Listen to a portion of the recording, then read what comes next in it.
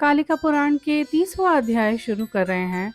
मार्कंडेय जी बोल रहे हैं, तब सभी देवतागण गंधर्व आदि देव योनियों तथा इंद्र के सहित संसार के कल्याण के लिए भली भांति मंत्रणा किए।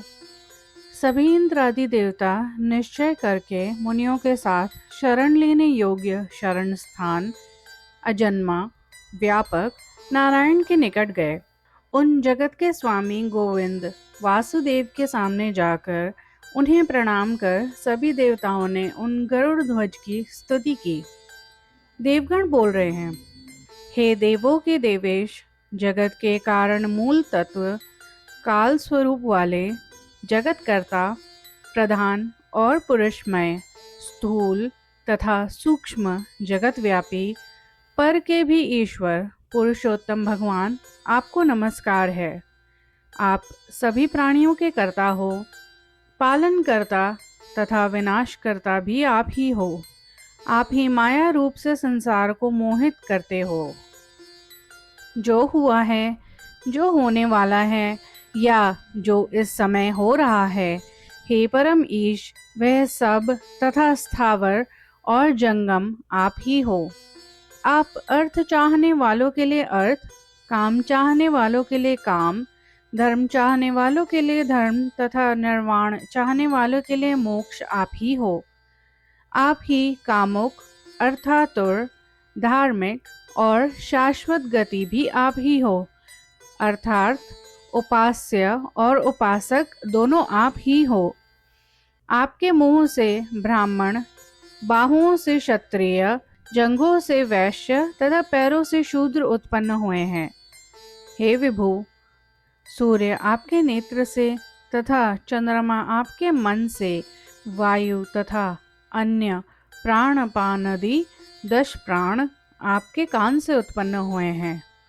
ऊपरी स्वर्ग आदि भुवन आपके सिर से, आकाश आपकी नाभि से तथा पृथ्वी आपके पैर से उत्पन्न हुई है। दिशाएं आपके कानों से तथा संपूर्ण संसार आपके उदर से उत्पन्न हुआ है। आप ही माया स्वरूप से संपूर्ण संसार को मोहित करते हो। आप ही निर्गुण किंतु गुणवान हो। आप शुद्ध, एक, अद्वितीय, श्रेष्ठ से भी श्रेष्ठ, उत्पत्ति तथा स्थिति से रहित हो। आप अच्युत और गुणों में अधिक हो।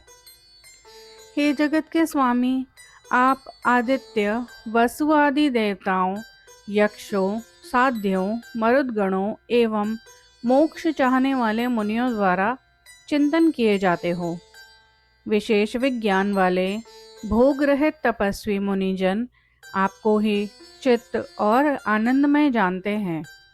आप ही संसार रूपी वृक्ष के बीज, जल का स्थान जड़ तथा फल हो।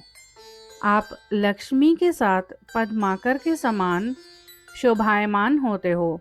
आप श्रेष्ठ तलवार, चक्र, कमल, धनुष धारण करने वाले हो। आप सदैव गरुड़ पर उसी प्रकार शोभायमान होते हो जैसे स्वर्णाचल मेरु पर्वत पर जल से भरा बादल सुशोभित होता है। आप ही पीतांबरधारी विष्णु, शंकर तथा कमल से उत्पन्न ब्रह्मा हो। आप ही सब कुछ हो, आपसे अतिरिक्त कुछ नहीं है। आपके गुणों का चिंतन हम ब्रह्मा, शंकर और इंद्रादि दिक्पालों द्वारा भी नहीं किया जा सकता। हम सब भयवश किंतु भक्तिपूर्वक आपकी शरण में आए हैं। हे विष्णु, आप सब ओर से हमारी रक्षा करें। ऐसे स्तुति किए जाने पर देवों के भी देव, भूत भावन शिव को भी भाने वाले भगवान विष्णु उन सभी इंद्रादि सहित देवगणों से मेघ के समान गंभीर ध्वनि से बोले। श्री भगवान बोल रहे हैं, हे देवगण, तुम लोग जिस लिए यहाँ आए हो अथवा जो भय उपस्थित हो गया है या वहाँ जो भी मुझे करना हो उसे शीघ्र बताओ। इस पर देवगण बोल रहे हैं, यज्ञवाराह की क्रीड़ा से धरती नित्य पीड़ित हो रही है। सभी लोग संक्षुब्ध हो सांत्वना को प्राप्त नहीं कर रहे हैं। जिस प्रकार सूखा हुआ लौकी का फल मारने से जर्जर हो जाता है, उसी प्रकार वाराह के तीव्र घात से पृथ्वी भी जर्जर हो गई है। उसके तो काल के समय की अग्नि के समान तेज वाले सुव्रत, कनक और घोर नाम वाले 3 पुत्र हैं। उनके द्वारा भी पृथ्वी को आघात पहुंचाया जा रहा है। हे जगत के स्वामी, इस समय उनकी कीचड़ लीला से मानस आदि सरोवर नष्ट हो गए हैं, वे स्वाभाविक स्थिति में नहीं हैं। उन महान बलशालियों के द्वारा मंदर आदि पर्वत एवं कल्प वृक्ष तोड़ दिए गए हैं। हे देव, आज भी फल, पुष्प या तुलसी आदि पत्र वृद्धि को प्राप्त नहीं कर रहे हैं। वे सुव्रत आदि तीनों वाराह पुत्र जब त्रिकूट पर्वत पर चढ़कर छलांग लगाकर लवण समुद्र में कूदते हैं, तो उससे शुद्ध जल राशि से संपूर्ण पृथ्वी डूब जाती है। उस समय सभी जन अपने जीवन की रक्षा के प्रयत्न में उछल कूद करते हुए 10 दिशाओं में चले जाते हैं। जब वे यज्ञ वाराह के पुत्रगण स्वर्ग को जाते हैं, तो पराजित देवगण इधर उधर कहीं भी शांति नहीं करते।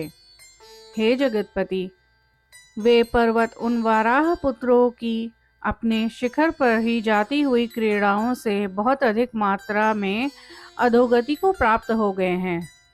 हे जगत के स्वामी, हे वैकुंठ, इस प्रकार खेलते हुए उन सब की क्रीड़ा से सारा संसार नष्ट हो रहा है, उससे हमारी रक्षा करिए।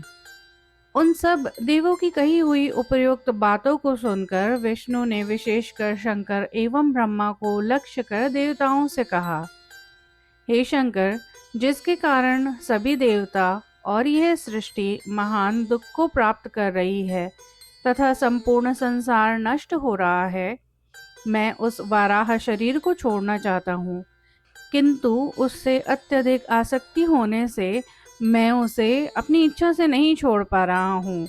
इस समय तुम अपने प्रयत्नों द्वारा उस शरीर को छुड़ा दो।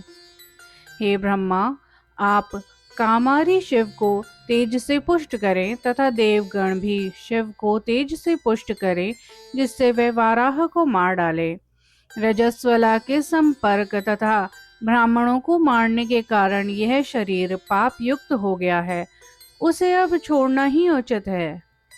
इस बुरे शरीर को प्रायश्चित से छोड़ने हेतु मैं प्रायश्चित करूंगा, इसीलिए मेरे इस शरीर को यत्नपूर्वक शमन करो।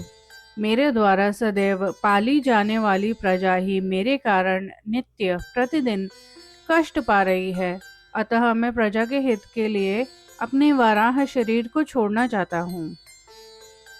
तब वासुदेव के द्वारा इस प्रकार कहे जाने पर ब्रह्मा और शंकर ने गोविंद से कहा, आपने जैसा कहा है वैसा ही किया जाएगा। वासुदेव भी उन सब देवताओं को विदा किए और स्वयं अपने वाराह शरीर के तेज को हरण करने के लिए ध्यानस्थ हो गए।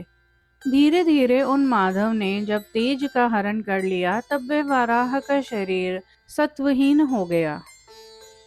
जब देवताओं को यह ज्ञात हो गया कि वह शरीर तेज रहित हो गया है, तब शिव को तेज से युक्त करने के लिए वे सभी ब्रह्मा आदि देवगण महादेव उमापति शिव का अनुगमन करते हुए उस यज्ञ वाराह के समीप पहुंच गए।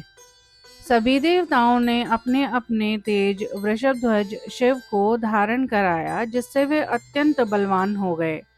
उस समय उनका वह शरीर ऊपर और नीचे की ओर 8 पैरों से युक्त होने के कारण सुंदर किंतु भयानक था। वह 2 लाख योजन ऊंचा तथा 1.5 लाख योजन चौड़ा था, जो वाराह के शरीर से 1 लाख योजन ऊंचाई तथा आधा लाख योजन अगल बगल से बड़ा हुआ था। आगे शरभ रूप का वर्णन आ रहा है। तब यज्ञ वाराह ने महादेव उमापति के उस शरभ रूप को देखा, जो मस्तक से चंद्रमा को स्पर्श कर रहा था, जिसकी नाक लंबे थे, जिसके पंजे कोयले के समान काले थे बड़े बड़े 8 दांतों से युक्त, उस जिसका लंबा मुख था। उसकी पूंछ अयाल से शोभायमान थी एवं जिसके कान भयानक थे। वह बार बार भयानक आवाज करता हुआ अपने 4 पैरों को पीछे तथा 4 पैरों को ऊपर की ओर उछाल रहा था। उस शरभ रूपधारी शिव को क्रोधवश तेजी से दौड़कर आता हुआ देखकर सुव्रत, कनक, घोर तीनों महाबली क्रोधातिरेक से मूर्छित हो गए। उन सबों ने मिलकर अपने थूथनों के सम्मिलित प्रहार से उस महाकाय शरभ को उछाल दिया। शरभ को उछालते हुए वे तीनों शूकर जितना बड़ा शरभ था, माया से उतने ही बड़े हो गए। तब उनके थूथन के प्रहार से फेंका गया वह शरभ पृथ्वी के छोर पर गंभीर तोये सागर में जा गिरा। वहां उसके मकर आदि जल जंतुओं के वास स्थान सागर में गिरने पर वे तीनों भी क्रोधवश उछलकर उस सागर में कूद पड़े। हे द्विज सत्तमो, सुव्रत, कनक और घोर नामक पुत्रों के सागर के जल में गिरने पर क्रोध एवं पुत्र स्नेह के कारण वे वाराह भी उछलकर एकाएक उसी जल राशि में कूद गया। उस समय उछलते हुए उन चारों वाराहों तथा शरभ ने स्वर्ग एवं वहां निवास करने वाले देवता, नक्षत्र एवं ग्रहों को भी तोड़ फोड़ कर दिया। उसमें कुछ देवगण मारे गए, कुछ पृथ्वी पर गिर गए। इनमें से जो कुछ ज्ञानी देवगण थे, उन्होंने महलोक में आश्रम ग्रहण किया। अपने विमानों से पृथ्वी पर गिरते हुए वे ज्वाला समूहों से घिरे हुए नक्षत्र दिखाई दे रहे थे। उनके छलांग लगाने के समय जो भयानक वेग उत्पन्न हुआ था, उससे बहुत ही वेगवान एवं भयानक वायु उत्पन्न हुई। उस वायु द्वारा भयभीत कुछ पर्वत पृथ्वी पर ढकेल दिए गए, कुछ दूसरे पर्वतों पर जा गिरे, कुछ पर्वत नाचते हुए अपने आघात से पृथ्वी तल पर स्थित वृक्षों और जंतुओं को कुचलते हुए बार बार गिरे।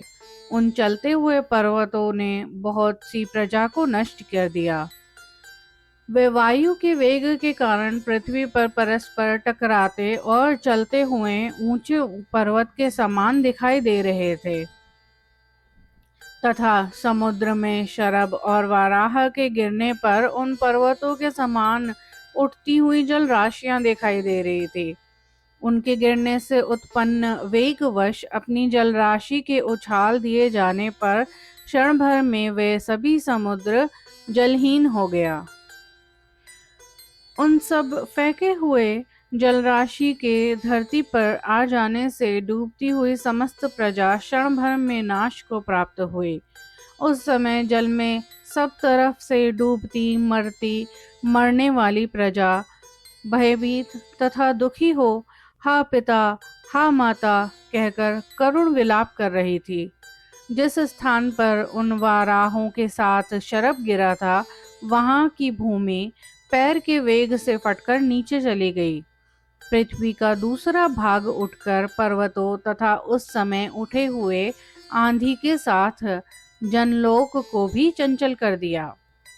तब उस भयभीत, आश्चर्यचकित, पीड़ित और थके हुए शरभ ने वाराहों के साथ संबद्ध जनलोक तक पहुंची उस पृथ्वी को क्रमविहीन अस्त व्यस्त देखा।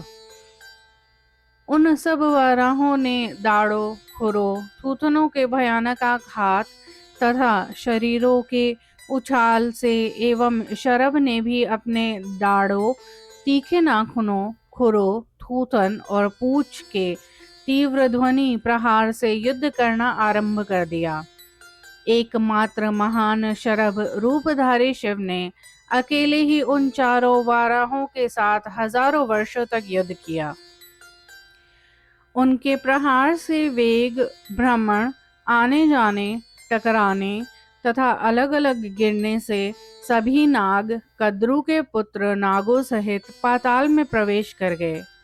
वे परस्पर युद्ध करते हुए समुद्र को छोड़कर पृथ्वी पर आ गए, जिससे पृथ्वी समतल हो गई। उस समय शत विशत सिर वाले शेष ने भी बड़े यत्न से बलपूर्वक कश्यप को पकड़कर दुख से परितप्त पृथ्वी को धारण किए रखा।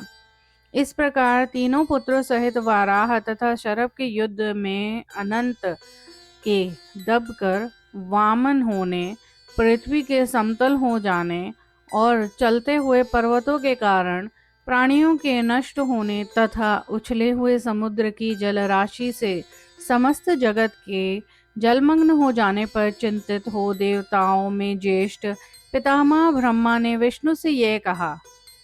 ब्रह्मा जी बोल रहे हैं, हे भगवान, देवताओं, असुरों और मनुष्य के सहित ये समस्त भुवन ध्वस्त हो गया है। पृथ्वी क्षतिग्रस्त हो गई है। स्थावर जंगम प्राणी नष्ट हो गए हैं। हे जगत के स्वामी, देवता, दानव, गंधर्व, दैत्य, सरीसृप तथा तपस्वी मुनिगण भी नष्ट हो गए हैं। हे जगतपति, आप ही सबके पालनकर्ता एवं जगत के स्वामी हो, इसीलिए हम सबकी तथा पृथ्वी की आप रक्षा करो। हे महाबाहो, आप स्वयं ही अपनी इस वाराह काया का उपसंहार करो तथा इस चराचर जगत एवं पृथ्वी की व्यवस्थित स्थापना करो। उन अच्युत जनार्दन विष्णु ने ब्रह्मा के उन वचनों को सुनकर सबकी स्थापना के लिए यत्न आरंभ किया। तब भगवान विष्णु रोहित मछली का रूप धारण कर संसार के कल्याण के लिए नीचे से वेदों तथा सभी वेदों को जानने वाले सप्त ऋषियों की रक्षा में तत्पर हुए। इस हेतु उन्होंने जलराशि में एक महान और श्रेष्ठ नौका में विराजमान महातपस्वी जमदग्नि तथा तपस्या ही जिनका धन है, ऐसे भरद्वाज मुनि आदि 7 मुनियों की वेदों के सहित वशिष्ठ, कश्यप, विश्वामित्र, गौतम आदि मुनियों को पीठ पर धारण किया। तत्पश्चात शरभवेशधारी शिव को सांत्वना देने के लिए विष्णु भगवान जहाँ वह शूकरों के साथ युद्ध कर रहे थे वहां गए। वे शिव वाराहों के थूथन के तीव्र चोट से पूरी तरह पीड़ित हो मुख खोलकर सांस ले रहे थे। इसके बाद विष्णु को आया हुआ देखकर उन वाराह भगवान ने अपने पहले के नरसिंह रूप का स्मरण करा। तब उनके द्वारा स्मरण किए जाते ही वाराह के हित के लिए उसके मित्र नरसिंह आ पहुँचे। उस समय नरसिंह को आया हुआ देखकर उनके शरीर से विष्णु ने अपने तेज का हरण कर लिया। उस समय वाराहो एवं शरभ ने यह देखा कि सूर्य के समान तेज निकलकर विष्णु के शरीर में प्रवेश कर रहा था। तब नरसिंह को तेज रहित जानकर वाराह ने निश्वासों का समूह निर्माण किया। तब बहुत से वाराह उत्पन्न हो गए। वे बहुत बड़े और तीक्ष्ण दांतों वाले थे।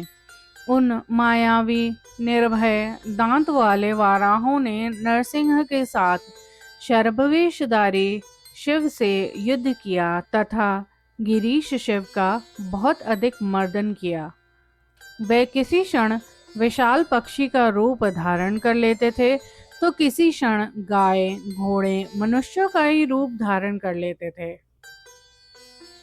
उन वाराहों द्वारा युद्ध में अनेक भयंकर रूप धारण किए गए। वे किसी क्षण नरसिंहों, किसी क्षण वाराहों, किसी क्षण श्रृंगालों के विकृत रूप धारण कर लेते थे। इस प्रकार भर्ग शिव को उन सबों के द्वारा पीड़ित देखकर विष्णु उन शिव के पास पहुँचे तथा उन्होंने शिव को अपने हाथों से स्पर्श किया तथा उनमें अपने तेज को पुनः स्थापित करा।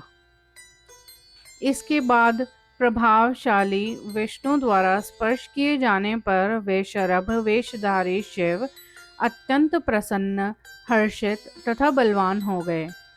शरभ ने बलयुक्त, दृढ़ तथा उच्च ध्वनि से गर्जन किया, जिससे 14वां भुवन भर गए।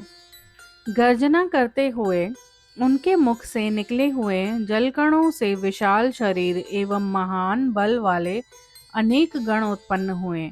जैसा कि वाराह के निश्वास से अनेक रूपधारी गण उत्पन्न हुए थे, जो उन वाराहों के समान तो थे ही, अपितु उनसे भी अधिक बलवान थे। वे कुत्ते, सूअर, ऊंट, बंदर, सियार, गौ, भालू, बिल्ली, हाथी, सुईस के समान स्वरूप वाले थे। उनमें कोई सिंह, बाघ के समान मुख वाले, तो कोई सर्प व चूहे के समान मुख वाले, तो अन्य घोड़ी के समान गले या मुख वाले, तो कोई भैंसे के समान आकृति वाले थे। उनमें ही अन्य मनुष्य के आकार वाले, तो दूसरे भेड़ और मृग के मुख वाले भी थे। कोई धड़ मात्र थे, किन्हीं के पैर नहीं थे। कोई बिना हाथ का था, तो किसी के बहुत हाथ थे। कोई शरभ के आकार का था, तो दूसरा गिरगिट के समान मुख वाला। कोई मछली के मुख वाले भी थे। वे छोटे, लंबे, दुर्बल और बलहीन थे। वे 4 पैर वाले, 8 पैर वाले, 3 पैर वाले, 2 पैर वाले, तो दूसरे 1 पैर और बहुत से हाथ वाले थे। यक्ष और किन्नर के समान, पशुओं के आकार के, पंखों वाले, लंबे पेट, बड़े पेट, बहुत लंबे पेट, मोटे बाल, बहुत से कान वाले या बिना कान वाले थे। मोटे होंठ वाले, लंबे दांत वाले तथा अन्य लंबी दाढ़ी धारण करने वाले थे। संपूर्ण 14 भवन में जो भी प्राणी थे, वे उनकी समता करने वाले थे। संसार में कोई भी ऐसा प्राणी नहीं था, चाहे वह स्थावर हो या गतिमान, जिसके समान शिव के गण उत्पन्न न हुए हों।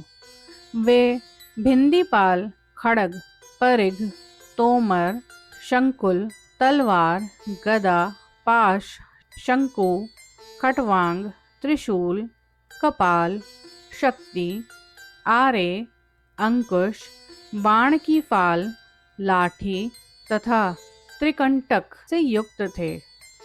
वे भाला, परशु, धनुष, बाण धारण किए थे। वे सभी अत्यंत भयानक, महाबलशाली तथा जटा एवं चंद्रकला से शिव की भांति ही सुशोभित थे। कुछ शिव के समान वाहन, आभूषण, जटा, अर्धचंद्रमा से सुशोभित धवल शीश वाले महाबलवान थे, तो कुछ रुद्र की भांति अर्धनारीश्वर के रूप में थे। कोई कामदेव के समान आकर्षण रूप से सुंदर तथा अपने ही समान युवती समूह के रतिकर्म के प्रति उत्सुक से थे। वे सभी आकाश में विचरण करने तथा स्वच्छंद रूप से गमन करने वाले थे।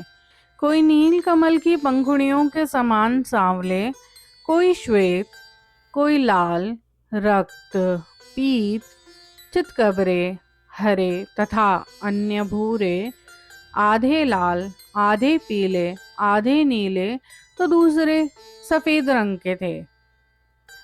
कोई कालापन लिए हुए पीले रंग, कोई आधे सफेद और आधे काले रंग से सुशोभित थे। वह 1 रंग, 2 रंग, 3 रंग, दूसरे 4, 5 और 6 रंगों वाले थे। कोई 10 वर्णों वाले थे।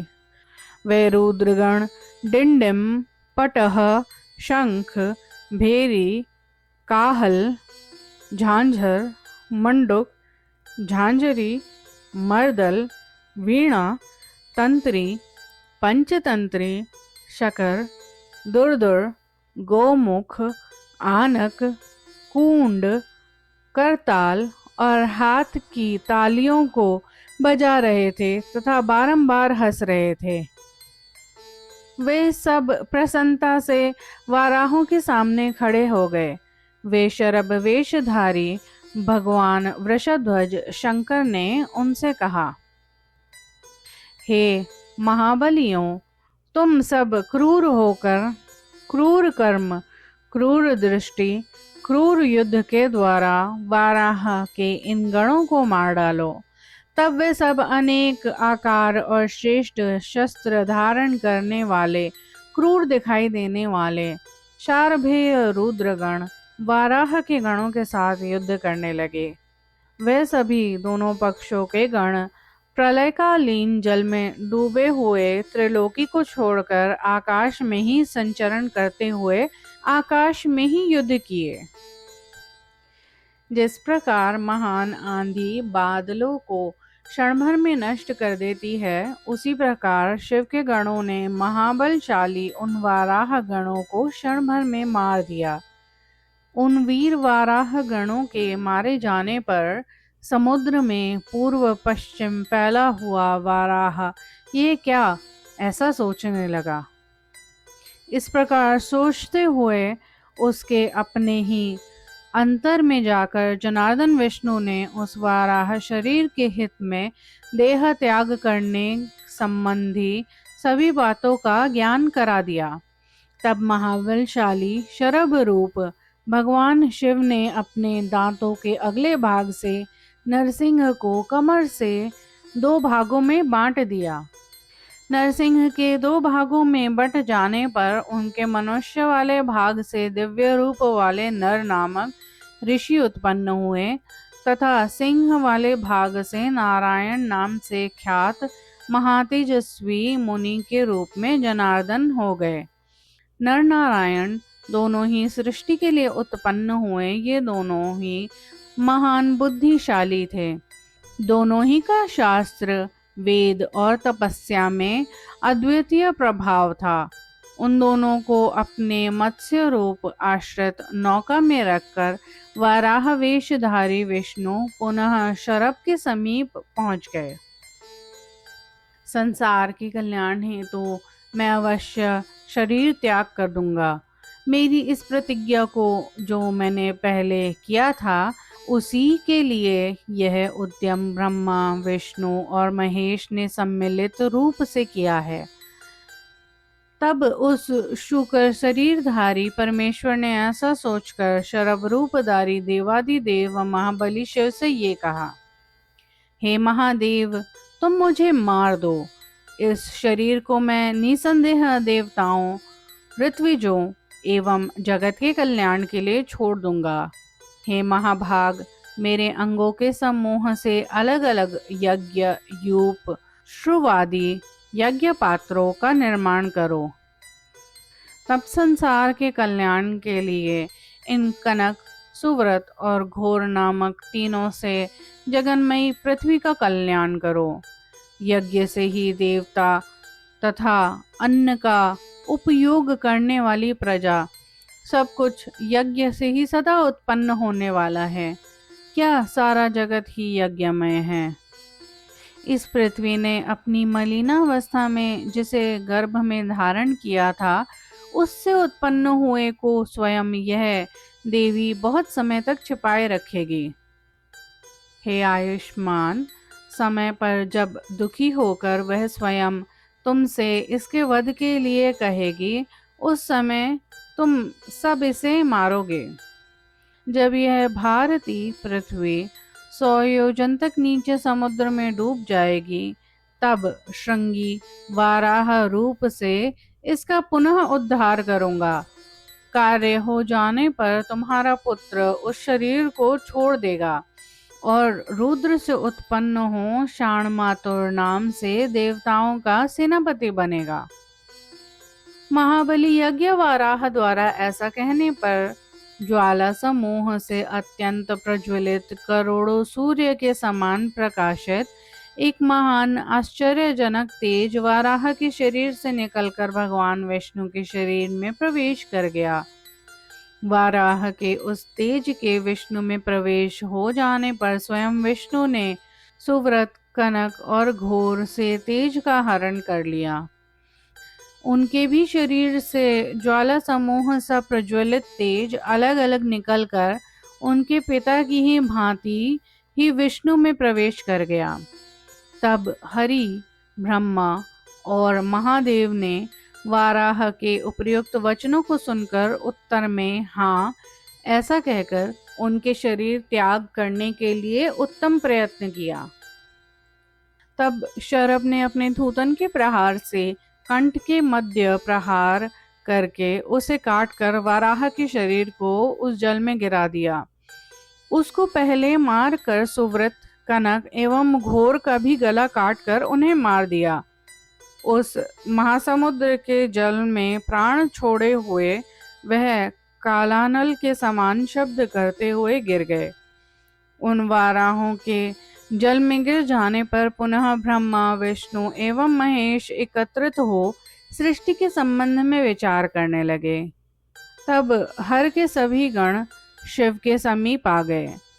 वे महाभाग वहां 4 भागों में विभक्त हो उनके निकट उपस्थित हुए। वे प्रथम 36,000 की संख्या में थे, जिसमें एक भाग में 16,000 गण उपस्थित थे।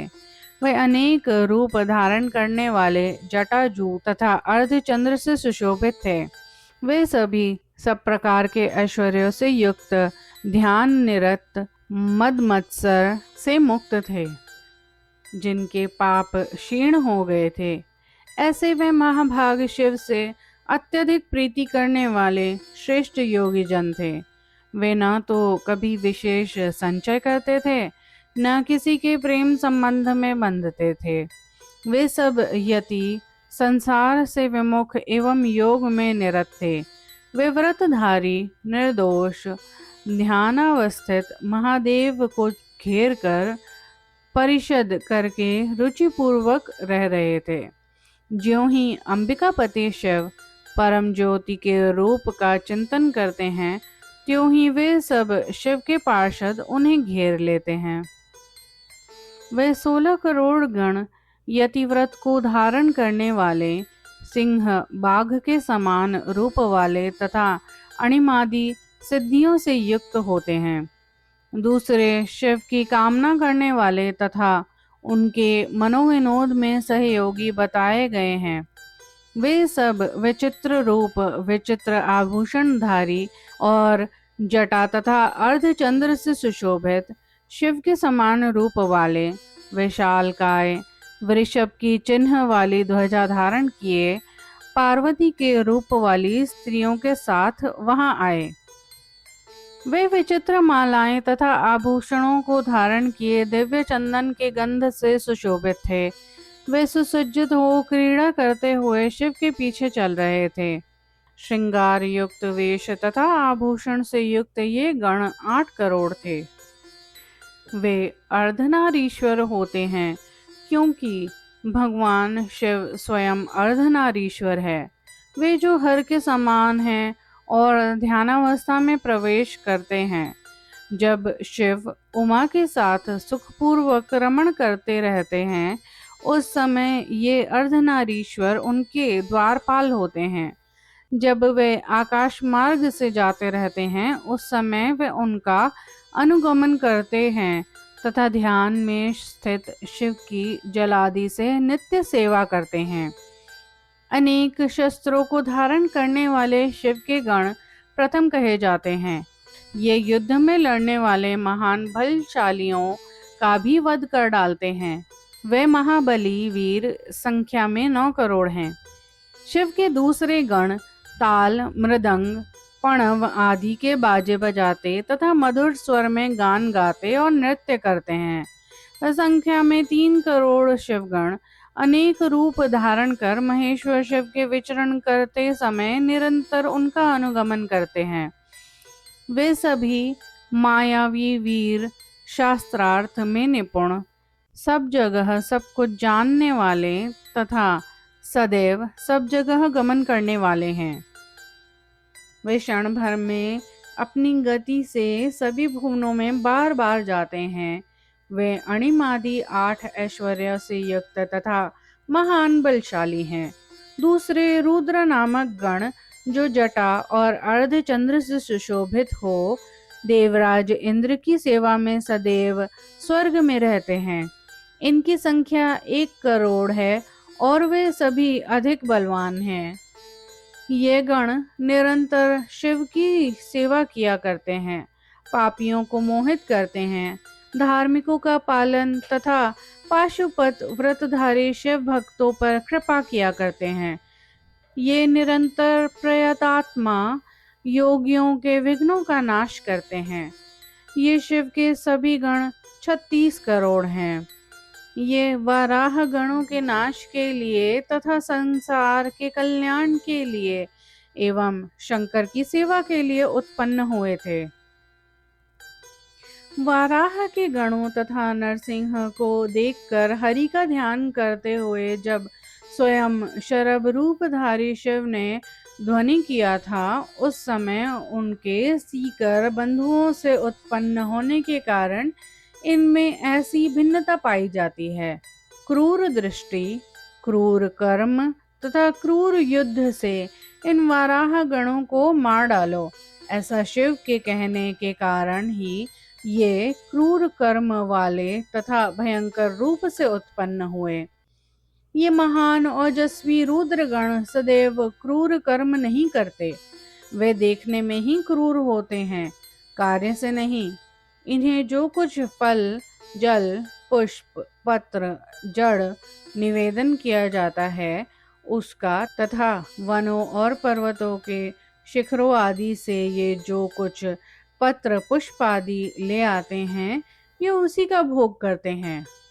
शिव का जो भोग पदार्थ होता है वही इन महाबलियों का भी होता है। वे शिव सदैव मधु मास की चतुर्दशी को मांस भक्षण करते हैं, इसीलिए सभी गण भी उसी दिन मांस भक्षण करते हैं। वाराह गणों के मारे जाने पर वे स्वयं शिव के पास गए तथा स्वयं 4 भागों में बट गए और भूतकर्मा कहे जाने लगे। तब ब्रह्मा के वचनों के अनुसार उन 4 भाग वाले शिव गणों से भूत तत्व आ गया और वे भूतग्राम, भूत समूह माने जाने लगे। जो लोक में पहले ही अंडज, पिंडज, स्वेदज और उद्भिज नामक 4 प्राणी समूह बताए गए हैं, उनसे अतिरिक्त होने के कारण से ही इन्हें भी भूतग्राम, भूत समुदाय कहा जाता है। इस प्रकार जैसे शिव गण हुए जो इन महाबलियों का भोजन, आकार या कार्य था, वह सब मैंने आप लोगों से कह दिया।